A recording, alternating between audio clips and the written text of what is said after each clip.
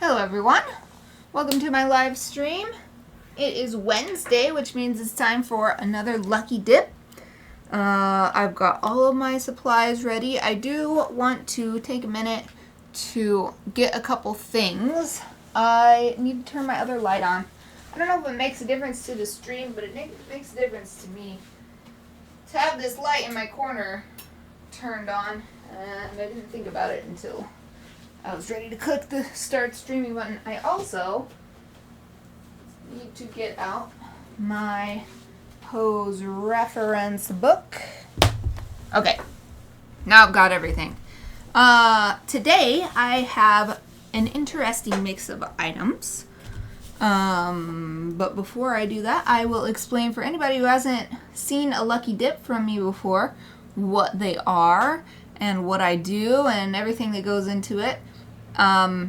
It's most simply a selection of random art tools that I use to create an image. I have a spreadsheet with all these art supplies that I've gotten over many years from many different sources, and I take those numbers, the spreadsheet numbers, put them into random.org and then generate 4 random numbers, and then pull those items. That's what I've got written down right here on my sticky note. And then I use those to create a piece where each item is visible and I've shown that I've used it. And since last year, I've started going through my pose reference books, which I have a whole bunch of them. I love these books, and then I never end up using them, but I was like, I can use it for the lucky dip, because I was always like, oh man, what do I draw? And it was just like an extra difficult thing on top of the difficulty of making 4 random tools work together. So take one thing out of the equation, a difficulty, and then make use of these books that I have collected over the years. So the one that we're working from now is Swordsmen Pose Collection. And as I flip through, you saw it's just a bunch of photographs of all kinds of different poses, including the clothing and all this stuff. So I'm just going through page by page, image by image, and drawing those. So that'll be what I draw. As for what I'm drawing with today, let me introduce the 4 items I pulled. First, let me get a sip of my... I have a can of lemonade that I started earlier. For some reason, suddenly my throat was very dry. Maybe it's because I just took a little power nap before this. I was so tired today. I went to bed on time last night, but it doesn't seem like it was enough. Maybe it's because yesterday I did a Zumba dance program on my Switch, on the Zumba game. And it's the first time I've done a really intense workout for several weeks. And so maybe I'm just tired from that, from dancing yesterday. Okay, so the items that I drew. One was the Clean Color F by Zig. This is a dual-ended water-based marker. So on one end is a thicker, you can't see it on top of that sketchbook, a thicker bullet tip. On the other end is a really small bullet tip. It's not really focusing on that. Anyway, you can see I got the carmine red color. I actually have 2 of these that I've gotten from different boxes. So this is the first thing. The second thing I got is this Pentel Hybrid Technica. It's a gel pen. Pentel Arts. I just call it Pentel. Whatever. 0.4 millimeters. So it's nice and small. It's my favorite size of pen. That 0.4. So nice. And I actually really like this pen. I like it so much that I had one from a different box, and I used it up, and then I liked it so much I bought another one. So I actually this one is just sitting over back here in my I have a holder thing for pens for writing versus art, and this one came from an art snacks box, I think, or something. And so it's in my art tools. It's the same thing, the same size, same color. It goes to show, this is like the third one that I've had. Goes to show how much I like it. In fact, it might actually be that I bought the refill because I don't like just throwing away the pen body. So much plastic and metal. And I love jet pens. A little plug for jet pens. Free advertising for them.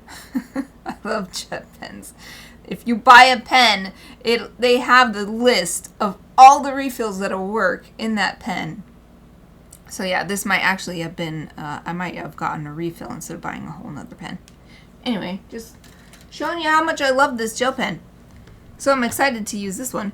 And the third thing, a little pet hair on my sketchbook. Third thing is this art graph stick. It says it is a, it's only in, that must be in water soluble in whatever language this one is. Agua relabel. Agua relabel? I don't know. Anyway, it says water soluble in English. I can read that and pronounce it. It is a soft grade, so I assume there's a hard grade, but it's really cool. It's a graphite stick that you can use like watercolor because it's water soluble. So this is going to be really interesting, and this is also what led me to choose this, my favorite watercolor sketchbook that I've used for many of these Lucky Dips. Even this one was from mid-April. Oh, here's another one. Yep, so I'm using the watercolor sketchbook. This is the B paper. Here's the logo. I just love this sketchbook. This watercolor, it's nice, thick paper, so you can use tons of water and it dries relatively flat, especially once you put it away and it's, you know, smushing it. But there's one more item. It is the Plum Chester, which is the Art Snacks brand, actually. P8 fine liner pen. So it's just, for me, this is just like a classic inking tool in a size 8. So the ones that I always have on hand, see I have it on hand, is the Sakura Micron line. Sakura Pigma Micron. 08, this is basically the same thing but an Art Snacks version. So I'm very, very familiar with this one. So I guess I got 2 ink pens that I'm very familiar with. So that's what I have to work with. Let me flip open to a blank set of pages. What was this one? This is from the end of April. This was really fun. Realizing that I could do this. Anyway, there's a whole video of that. I don't need to show that off anymore. Okay, so first I'm going to look at the pose. Let's see. I need my little sweepy brush because there's pet hairs all on my workspace and I hate it. I like things to be clean. Okay. There. Yay. Nice. It really bothers me when I go to scan an art piece and then I don't realize it till I'm looking at the scan because I can look at it real big on the Photoshop or whatever. And you can see like a little hair on there. And I'm like, no! Luckily, Photoshop has a cool tool. As long as it's not too big of a obstruction, you can just fix the hair and not have to redo the scan. So at least that's nice these days. Ever since I got the Creative Cloud Photoshop in my my senior year of college, which was like 2 years ago now. So that's so nice. Anyway, I want to see which pose I'm on. So the one I did last time was, let's see, it has to have been this one. Because I was going top to bottom, but then I'd been turning it upside down. One of my regular viewers, Exie, had the great idea. They seem to just be joking, but I was like, oh, that's brilliant. And I've been doing it ever since, to do the book upside down. For one, it adds a fun challenge, but more importantly, the reason why it was bothering me was so that anybody watching can see the reference image I'm working off of. So, and it's like, it's not unprecedented. I have been assigned in my art classes to draw things upside down. So it's like a legit academic thing that people do to learn how to draw. So let me just clip this page open. I got my binder clip on there, and set this so that it's still visible for anybody who wants to pop in and see what I'm up to. And then the reason why I wanted to do that first was so that I can tell which way I want to orient my page. And I want to orient it this way because these swords are going all like super long, I think. So let's see. This is like from here to here maybe. Yeah, it's much longer this way. This image is much longer this way than this way, so I shall match that. Okay, I'm gonna put my little paper that has all of my tools that I'm using listed. And before I move on to the actual drawing, I always like to test these items out and see how they do together, and in this case, how they do dry versus wet, because it makes a difference, especially since it takes a while for the wet paper to dry. So I need to plan whether I'm going to do this thing or that thing first, because if I do the water-based stuff first, I might not be able to use something else on top of it. I might not have time. So the first thing I will test, so I think I'll do dry up here and then wet down here. So first thing I'm testing, super basic. I'll just write Pentel. So nice, really nice gel pen. Just so nice, not even just for drawing, but for even on, let me show this. Okay, just like, I'm so impressed. So not just for drawing, but for writing, anything that you would want to use a gel pen for. But a lot of pens struggle with this watercolor paper because watercolor paper is super thirsty. And so if the pen isn't juicy enough, it will have a lot of dry brush effects. But that doesn't even happen here. Even though it's a teeny tiny, it's such a thin 0.4 millimeters. I have had so many pens that struggle 0.4 or maybe 0.38. And they struggle even on regular paper because it's just such a tiny tip that it's really easy for it to get clogged up or whatever. But no, this Pentel one is just like, it is dreamy. So I did 2 lines of squiggles. I'm going to put water on this one in a second. So I tried that one. Let me try the other pen right next to it.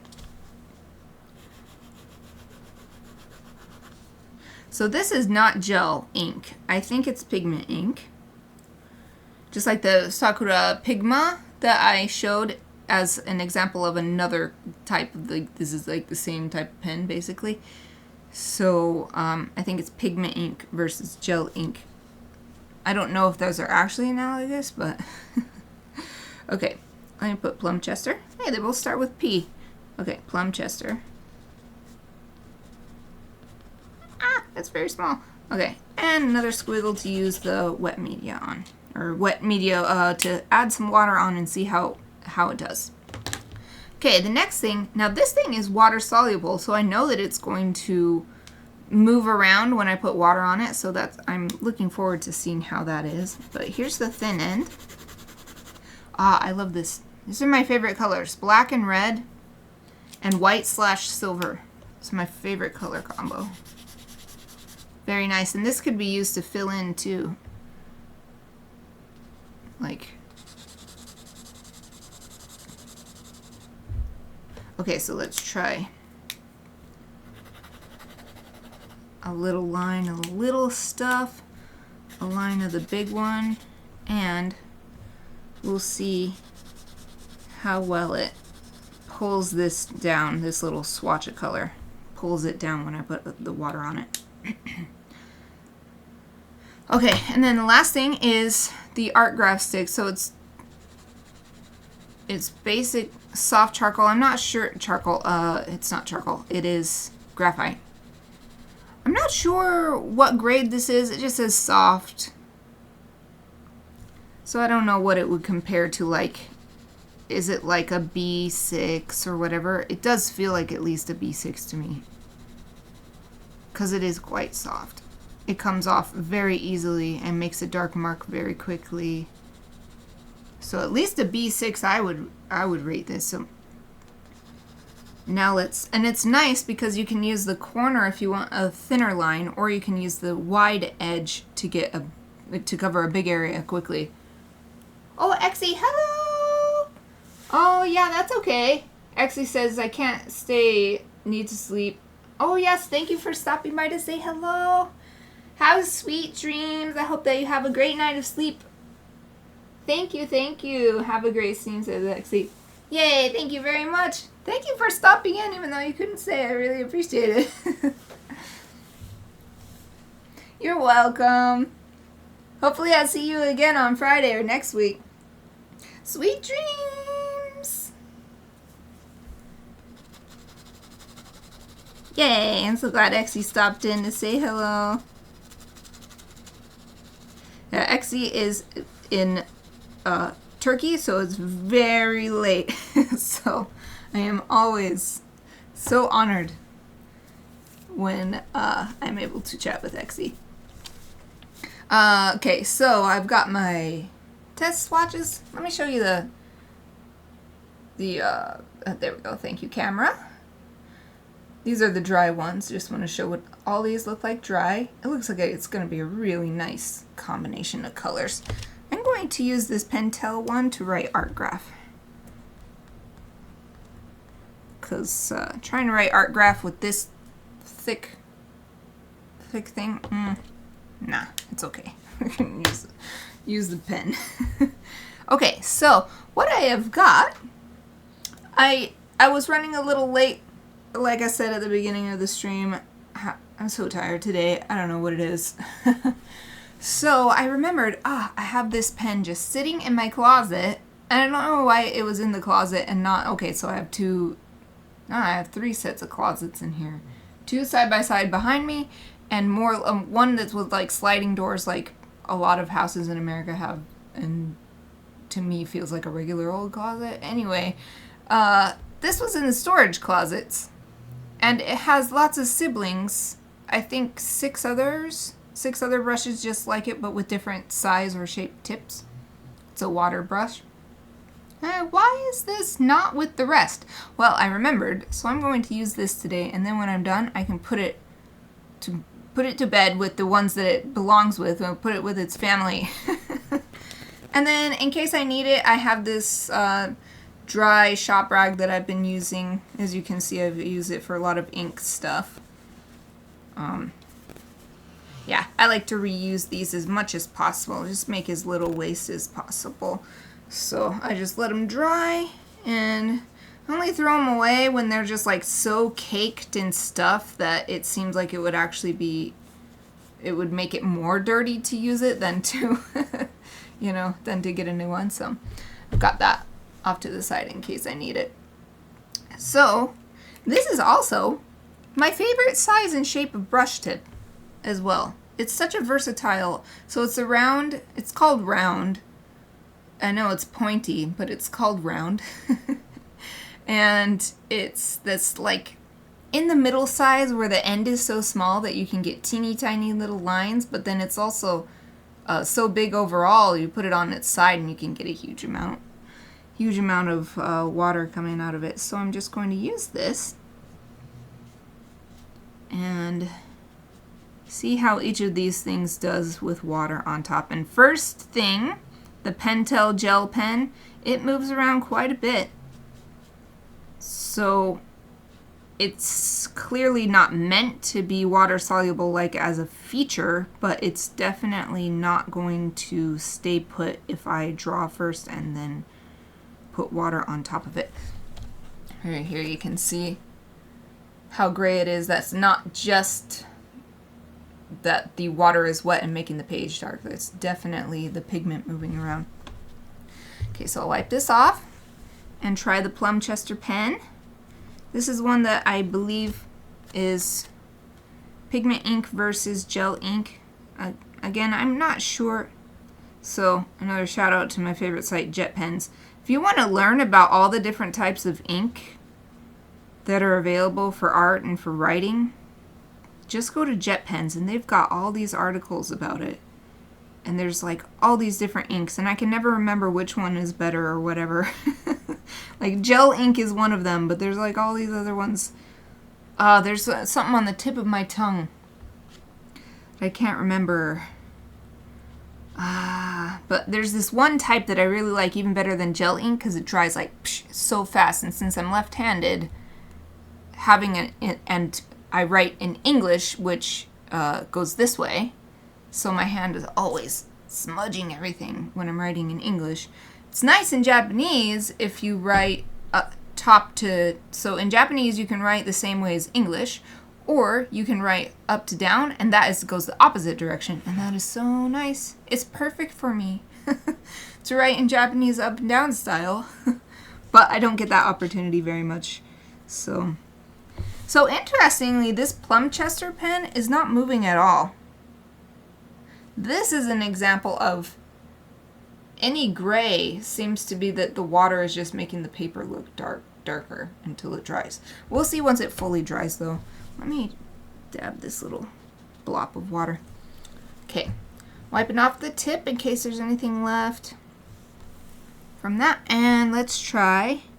Oh yeah, so since it's water-based ink, I knew this one would move around with ease, and indeed it's like it's meant to be brushed over with watercolor. It's very nice. It's a very pretty color. You like it. Let's try the larger tip. So it's interesting to note that these, when you write with these, you can still see the line that was initially drawn, even though the pigment is moving all over the place with the water. So that's just something to keep in mind. Like perhaps I can use that if I think of a way that might look cool. So with this swatch, I wanted to see how far I could pull it down and if I could evenly pull it down. And what does that look like?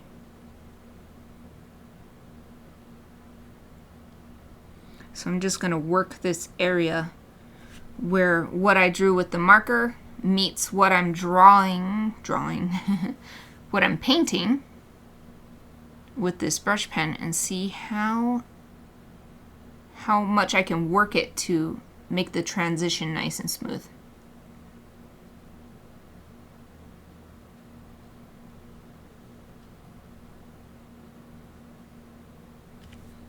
Yeah, it's still, whatever I do, if I decide to put water on this marker stuff, it's definitely still going to show whatever lines I put down with the marker. So you can still just barely see this little square that I drew. And once it dries, it might become even more obvious. Okay, so I'm just wiping my brush out. There's definitely pigment getting in here. I'm trying to show it, but it doesn't want to. That's okay. Sometimes my camera is so cooperative. Other times it's like, nope. I'm not feeling it right this second. I'm not going to autofocus. Okay, that's clean enough. Now let's do the thing that is the one thing specifically designed to be used with water. The Art Graph water-soluble. Oh yeah, wow, that is so dark. Oh, okay, I gotta keep that in mind. Just a little bit of this is enough to be like, boom. Okay. Ooh, I love that. I love that dry brush look at the edge of this block that I'm painting though. That's so nice. It's so nice. I love water materials. Dang, look at that. You don't need it to be focused to see how much got in the tip here. So just cleaning that off. Showing the... Looks rather nice. This blue cloth with its pink and then the dark gray. It's just a little cleaning area, but the colors go together so nicely. Okay, so while those dry, I will flip my book back open.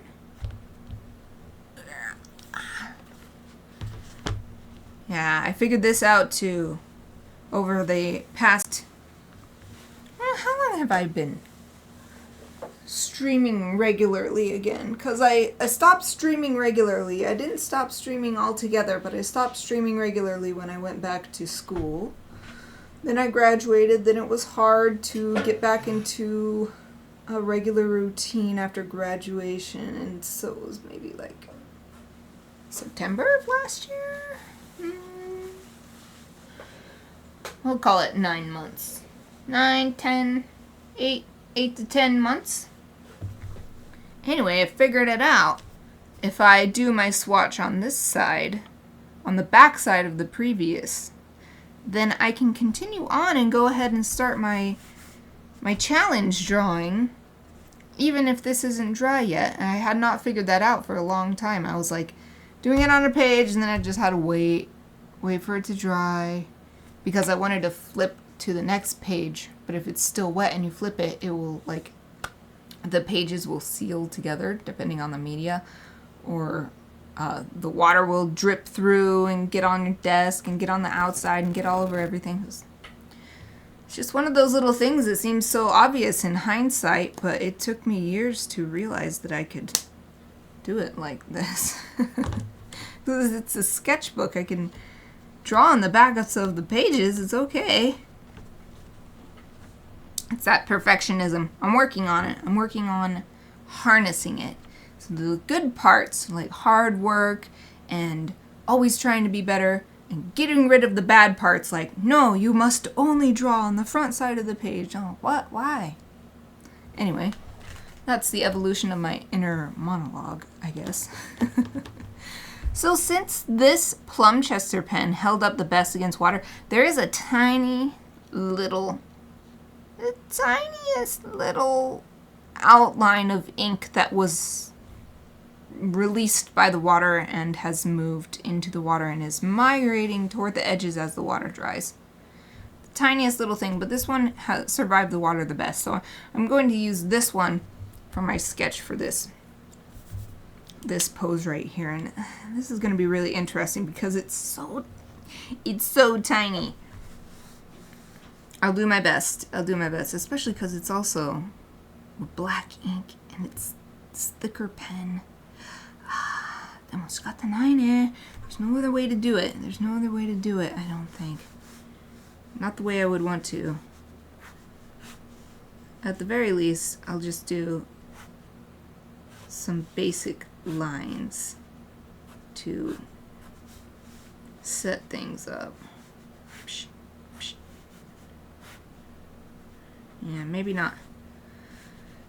Maybe I'll do kind of a stylized thing instead of worrying too much about making a really realistic depiction of the human figure. Make a abstract. Do an abstract depiction. Yes, that's what I'll do. Because I'm really liking how this is looking so far. I think this will work.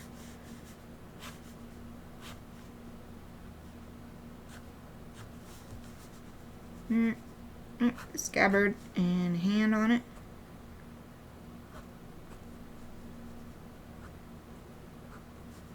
And the thumb, you can see coming up. And some of the wrist is showing out through the kimono sleeve. And the sleeve is hanging down like that.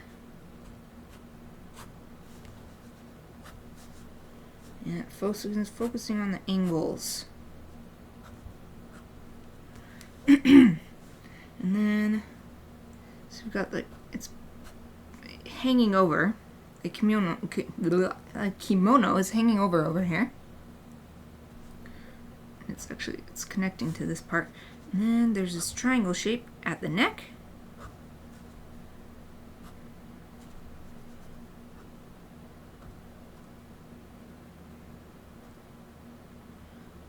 This actually makes drawing upside down feel easier by just making everything into a super basic shape.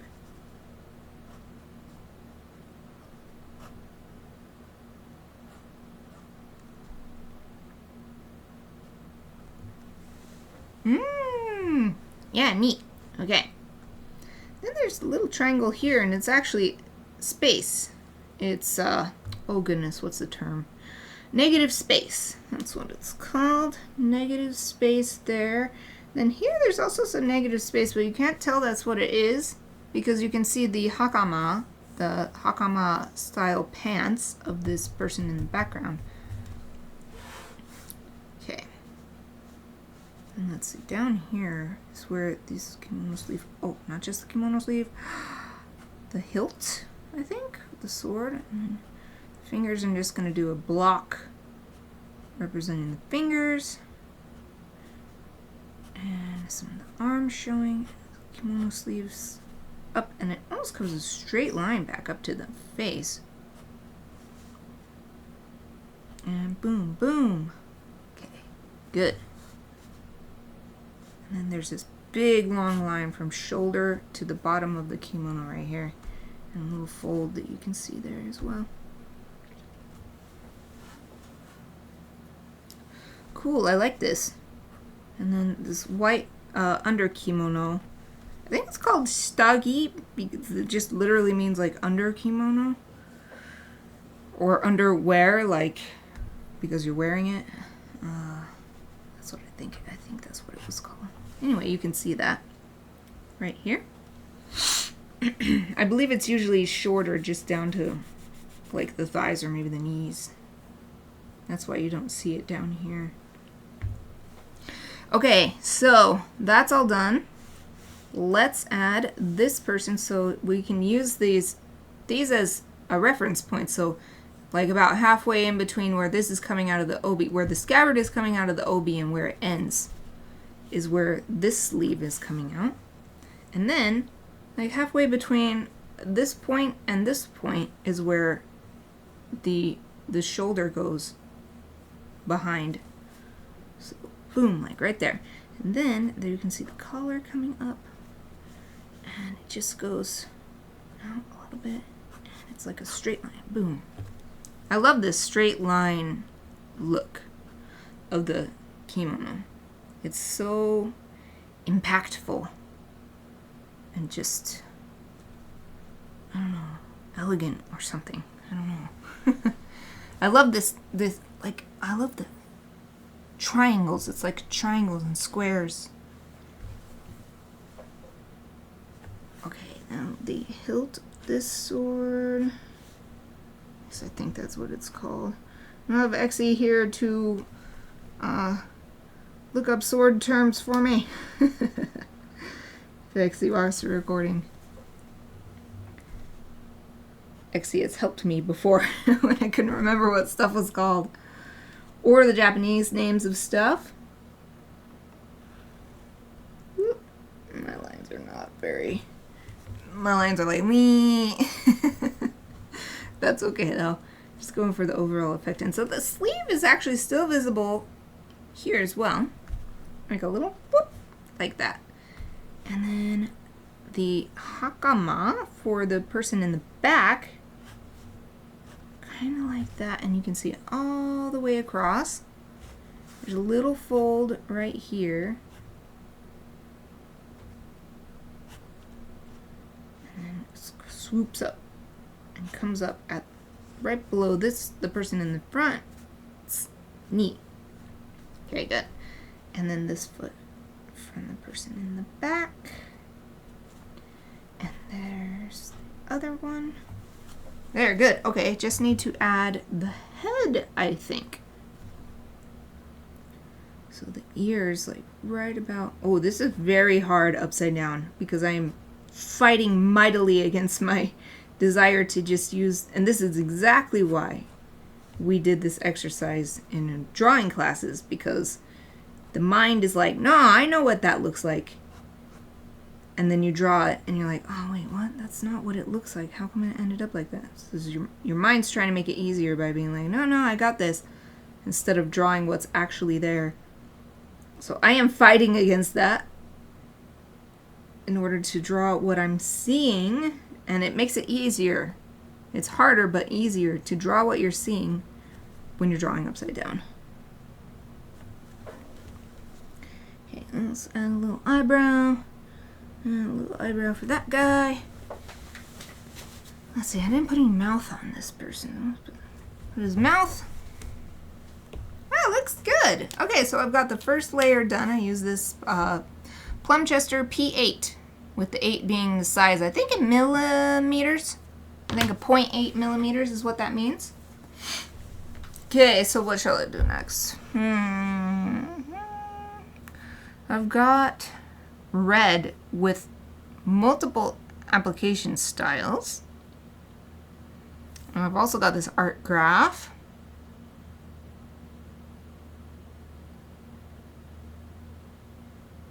Could make one kimono red, and so the person in the front is in a kimono only. The person in the back is in a kimono with hakama. So I could make the person in the front red, and that would really help with them being able to look different since they're right on top of each other. I think I'll go ahead and do that. And I'm going to use the way these lines still show up. I don't think that shows on the camera very well. Let me hold this up closer so you can see what I'm talking about. What I'm going to use. Come on, camera, let's do this. Thank you. So when I drew the little squiggle, put water on top, the lines still show through. So I'm going to use that and do some little pattern on the kimono, and then draw the ink out to fill out the rest of it using water. So I think I'll use the small side up top and get bigger and bigger as we go down. So it'll be a nice transition from lighter to heavier. And it's just I'm just going to do some random swirls and stuff. Nothing too crazy.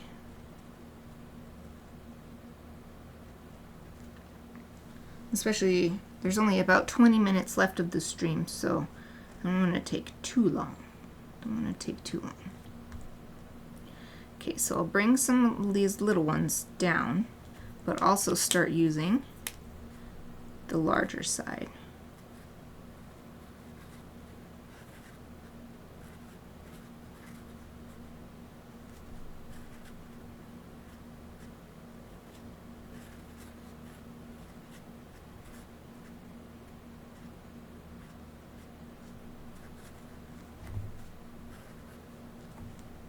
I think that's good. I won't even bother waiting for it to dry, although I've got a little... why do I always do that? This is water-based, so it's easy to clean off of my hand. I always get little marks on my hand. I really do hate being dirty. I hate getting dirty. I hate making my workspace dirty. Okay, it's nice and clean now. So, I see where... Got it from right there. Oh, I got some on my pinky too. That's what I was telling you about the left-handedness, and then I mean, with art is not as avoidable as with switching to a writing system that goes the opposite direction from what I grew up with. Okay, so I will start with the thin side first, because I don't want, if I were to start with the thicker lines first, it would bring that heaviness all the way down, and I don't want to do that. I want it to be light going into heavy.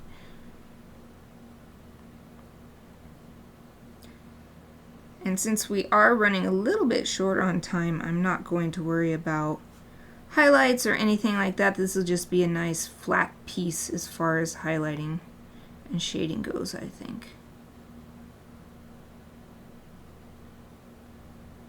I think the only thing is I will leave the insides of the sleeves uncolored, and that will help show that, this is a different area of the kimono. This is very fun. I recommend this just to have fun with drawing or art making. Just draw some squiggles with your water-soluble marker on watercolor paper, and then just take a brush pen to it, or a water brush to it, and enjoy the relaxing effect. Because it looks so nice, so it feels like you're doing something lovely. I mean, because you are. But you don't have to, it's not like for me, like with an illustration where it takes weeks of work and planning, and it's a lot of hard work, and yes, it's worth it in the end. Sometimes you just want to be able to do something easy.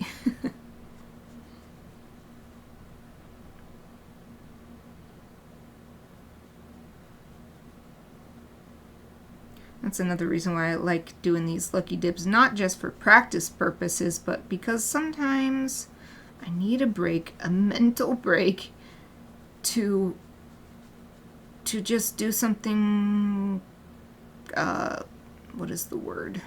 Oh, I can't think of the word. Something with no planning. Creative, but not, oh well, whatever. I'm still tired, so my brain is not accessing the knowledge that it has. It's like I'm running low on RAM.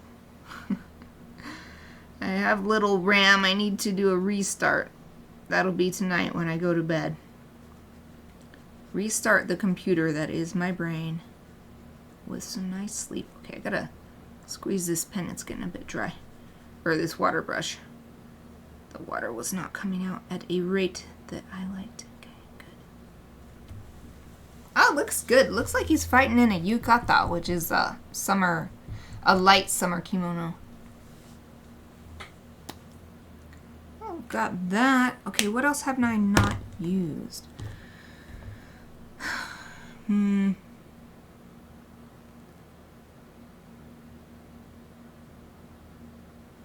thinking.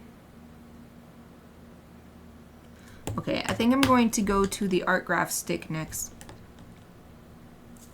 I'm going to do a similar thing what I did here, although you can't really see lines with it, so I'm just going to do a light application up top and use the water to move that around and fill the area, and then I'll do a darker application at the bottom hem of the hakama. So we'll get a similar kind of gradient effect, and then maybe even make it look like they are two different color fabrics, because it actually is in the reference image. This is brown, and then the hakama are almost the same blue as this kimono for the person in front. But at the very least, if I have a similar gradient effect from light to dark, I'll be happy with that.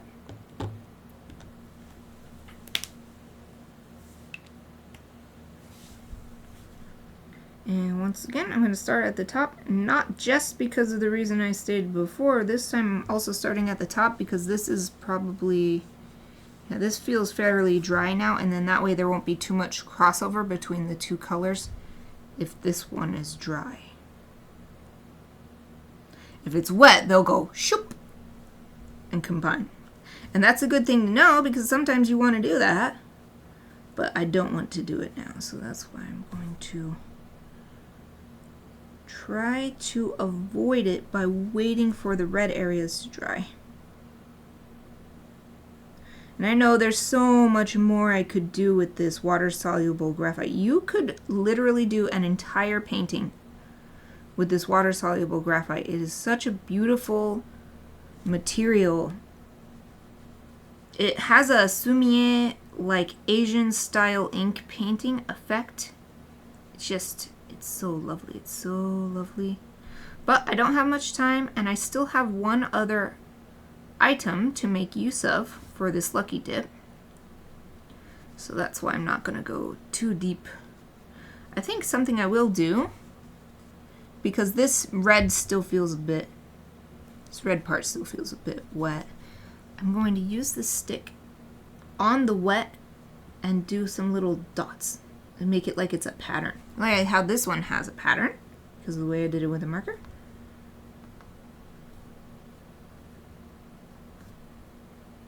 And if you do it while it's wet, it will naturally, you'll get a really nice organic flow out from the point where you put the graphite down, and it will just be pulled by the water out for this really nice feathered effect. So I'm just sort of like tapping and maybe rubbing a little bit on the wet parts.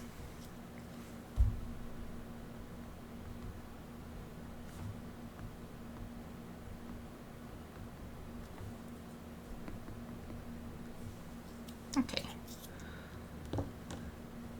So now hopefully this is dry enough. It's still a little cool to the touch, so it might be an issue, but I've got 13 minutes left, so I don't want to take too long. Just gonna do my best. Hopefully it doesn't cross over. It looks like it's dry enough. Yay. Looks like it's dry enough.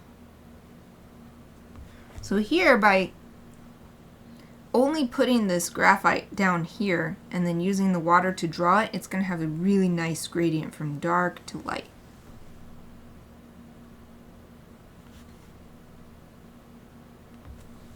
So I'm going to apply the water in the way that I want the gradient from dark to light.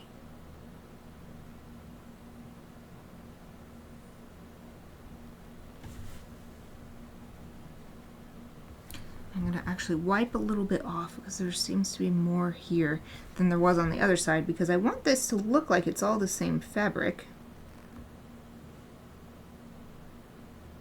So you got to judge what is your brush doing. And sometimes you got to wipe the excess off in order to get it to look even across spaces that are broken up by other elements. So like this leg is breaking these two things up. I'm actually going to bring a little of this dark stuff over to this side. Hopefully help make it look like all part of the same thing.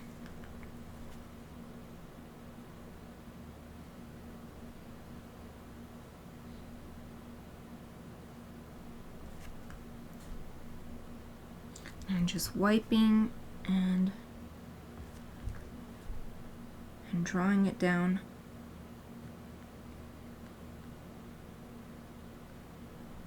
Yes, excellent. Okay, last bit.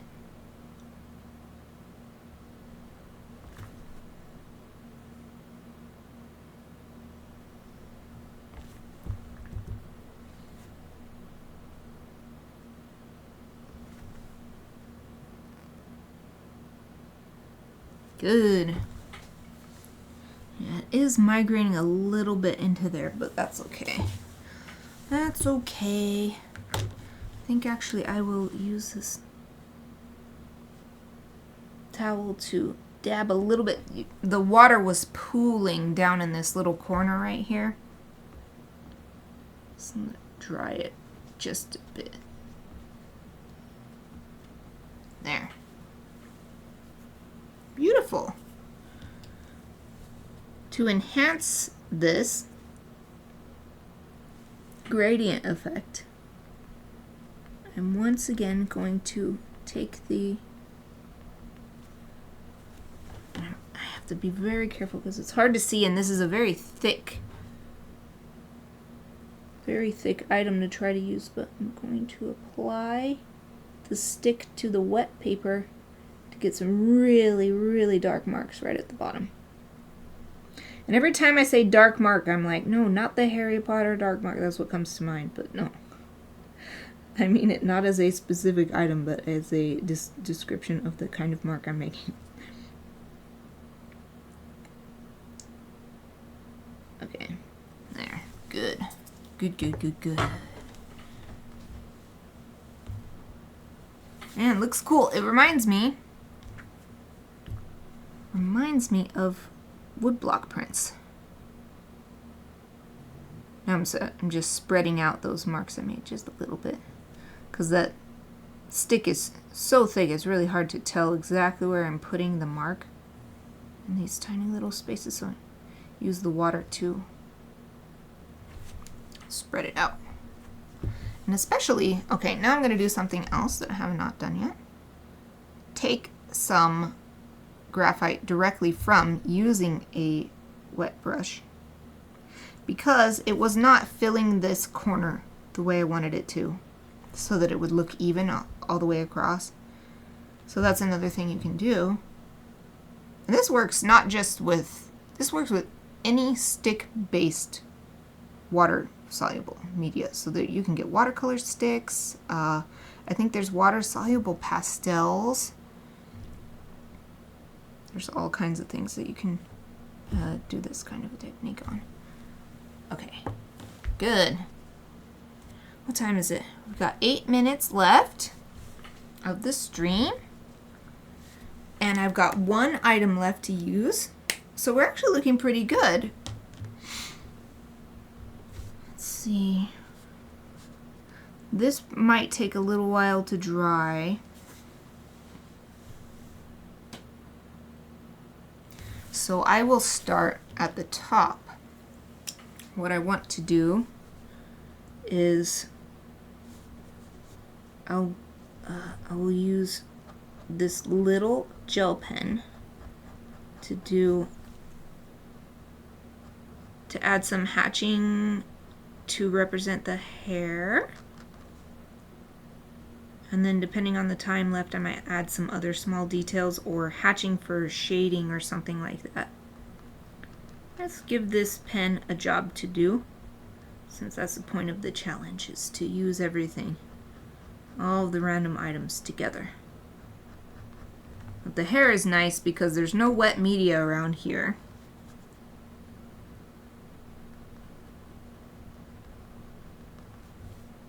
Plus it makes them look more human with all their blockiness that I have done in this piece.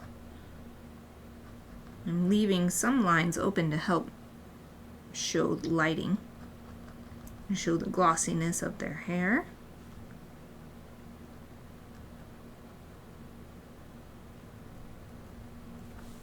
Okay, there's one. Let's do the other one. It's also showing the direction of the hair. Which way is it growing out? Which way has it been combed? Oh, I just realized I did not do the collar on this person's jacket, so I will do that after I finish this hair. This person's hair is a bit curly, so I'm going to do a little sort of cross hatching, but mostly just trying to show a curly, a bit curly. It's not super curly, but it's definitely not as straight as this person's hair. Might just be the haircut that gives it that effect. It's kind of a feathery effect.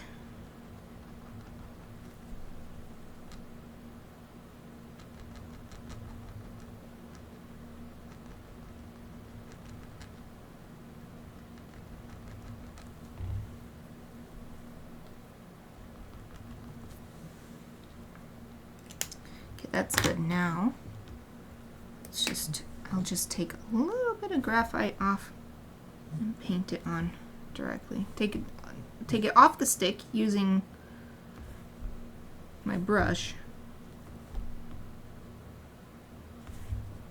and then so that I can paint it into this teeny tiny little what is this, a trapezoid?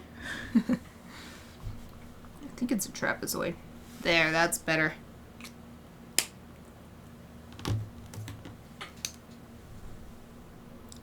Another area where I can add some lines using my hybrid Technica is the hilt of the sword, the wrap. How about on the hand guard? I think we figured out this is called tsuba. The hand guard. Then maybe showing some of these lines that I'm seeing down the length of the blade.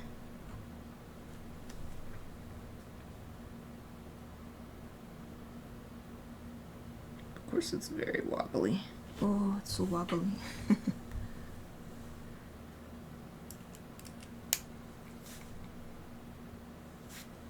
Okay, one last thing I want to do, but I'm going to use this larger pen, is to just fill in this scabbard with black ink.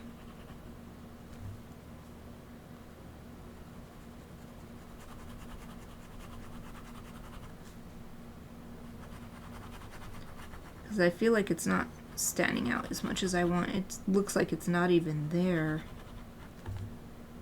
Oh, it's so hard.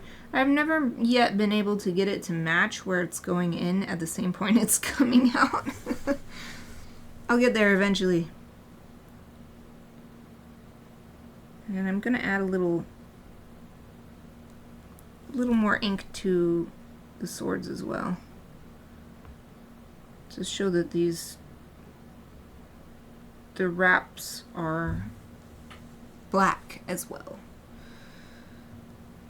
Ah, and it's just made me notice that I did not draw it, but the other scabbard is visible for the other swordsman here, so I'll draw that one too. I'm purposefully going to leave a little line in between this handle, what is it? Part where you grip the sword. See, I need Xe to tell me the sword terms. Anyway, leaving a little line uncolored, uninked, so that it doesn't look like there's a weird black thing coming out of this sword, which is in front. But I think that does it. There's only a couple minutes left in my streaming window, so this seems like a perfect time to wrap it up. So first I shall show you, as I worked on it, this upside down version. And you can, thank you camera. My camera, I love it when it focuses on its own. You can see the details of the lovely texture of the graphite on the watercolor paper and the way that the water-soluble marker spread out so beautifully and still leaving those marks, so it looks like it's been dyed or something. And also you can see the fine lines that that 0.4mm gel pen made for the hair. But let's turn it over. This is the fun part. So I drew this this upside down. Oh, I feel like I'm getting better. I feel like I'm getting better. Of course, it's always really messed up looking. But it's definitely better than the last two I've done. This is the third one, I think. Third or fourth that I've done upside down. And it's definitely getting better. So by the time I get through the, like 150 pages of this photo reference book, I think it'll be really good. Okay. Well, that's it for today's stream, today's Lucky Dip. I will be back on Friday for a continuation of the Chibi Friday project I've been working on, which is a caricature of my pet cat, Kiki. So hopefully I'll see you then. Either way, I hope you have a great day, and thank you for watching.